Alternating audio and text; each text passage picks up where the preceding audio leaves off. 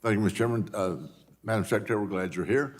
You know, I represent Texas 14, which is the upper Gulf Coast of Texas.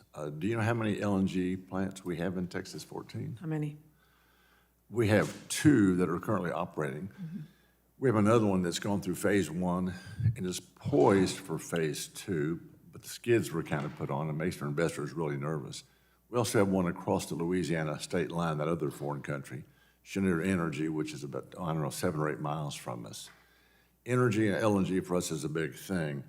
So as the cabinet level Secretary of Energy responsible for coordinating the nation's energy policy, of course, you took it on yourself to be providing the president with some good energy policy, and that's your responsibility. Can you describe for us exactly what is John Podesta's role in the administration? Well, I'd like to let him describe the role, but as you know, he is responsible for energy, technology, and climate. Do y'all interface? Yes, How often? frequently. Do you have discussions about LNG? Yeah. What does he say about it? Well, he supports the notion of doing an update so that we can make sure that we can assess what's in the public interest. But y'all would both agree probably that the uncertainty that that creates in a phase 2 construction project, because we don't have a date certain, is a problem, right?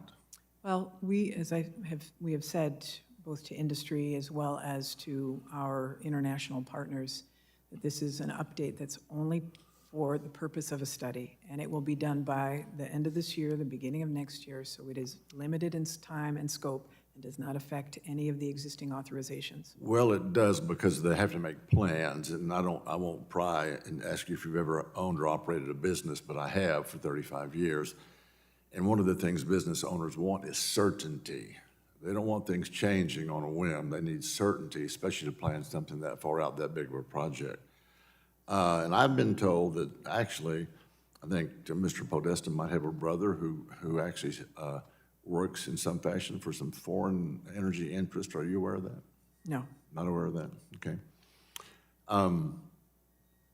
Y'all canceled your plans to refill the Strategic Petroleum Reserve. Now, as I mentioned, no?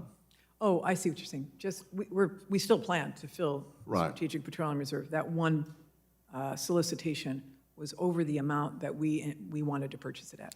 Would it surprise you to find out that we have 60% of SPR in my district on the Gulf Coast? No, wouldn't surprise me. Lots of energy, so what the president does, what the White House does, and what Congress does, quite frankly, is extremely important to our district. What are your plans going forward to refill the SPR? I might have missed out on some of the discussion. Yeah, no worries. Our plan is to continue to seek solicitations. Our hope was to be able to get the purchases at under $79 per barrel. We sold it at about, on average, 94 or 95, and we wanted to achieve a savings for the taxpayers. So we have repurchased 32 million barrels up to this point. And as you're well aware, the SPR has a couple of sites that are under maintenance right now and can't take in. So hopefully by the end of this year, everything will be up and running. What's the volume right now, do you know? 360, I want to say 360 something. Okay. And when you're talking Million, about, of 360 course, million, just to be. oh, I got it. Yeah, I got it. We always say in Texas, things are bigger anyway, Yes. so we get that.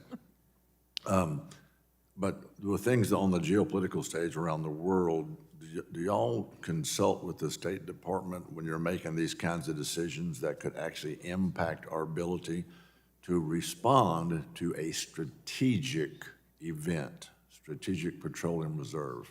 Yes, of course, and we have the largest strategic petroleum reserve even now Capacity in the world. wise, but we need Well, no, but even the amount of barrels that we have from a government-owned strategic petroleum reserve, we have the largest in the world. But were we to have to fight a war or conflict on more than one side, I think you'd agree with me that that amount would be woefully ready for us to actually be in a good spot. We'd rather have a full SPR to totally be able to supply our military if needed. Wouldn't that be a better scenario? Well, sizing the SPR and what the strategic amount needs to be, I mean, do we have to have the full amount of the current SPR? That is a good question. It's a good question. However, we want to continue to fill it, and we will, and we're really proud of the fact that we've been able to do so at a savings. My time's just about out. I'm going to leave you with one question. Yes. Is it better to have more of the SPR filled or less? More, sure. Thank you. I'm glad you understand that. I hope you work on it. I yield back.